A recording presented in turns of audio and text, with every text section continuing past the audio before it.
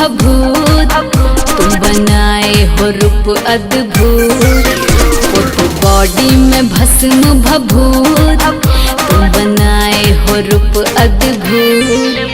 तेरे एज के लड़के तो बस मस्ती में बहते हैं। हम भक्त हैं महाकाल के, उनकी भक्ति में रहते हैं।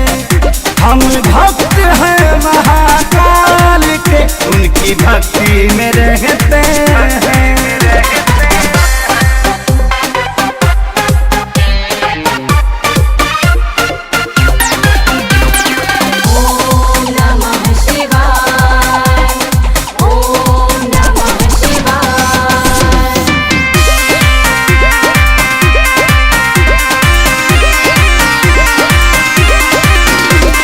गाते हैं रिमिक्स गाने, तुम तो डमरू बजाते हो। पीते हैं सारे बियर भांग का गोला तुम खाते हो।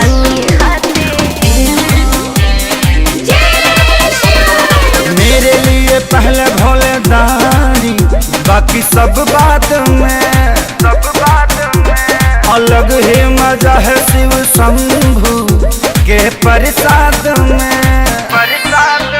तुम होड़ भंगी बात ये बस्ती में कहते हैं। हम भक्त हैं महाकाल के, उनकी भक्ति में रहते हैं।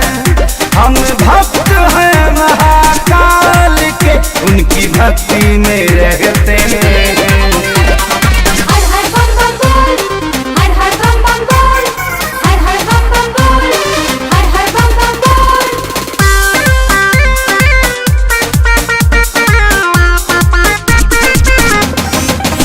जरा हमें भी बताओ खेसारी, ऐसा उनमें क्या खास है? हर छोड़ के सारे सुख सुविधा वो बसे कैलाश है। भोले बाबा के भक्तों का अपना अंदाज है। हरिदम गुणगान उनका करते यादवराज है। हम सभी के लिए ही सोनू, हाँ बड़ी हस्ती ये बैठे हैं। हम भक्त हैं महाकाल के, उनकी भक्ति में रहते हैं।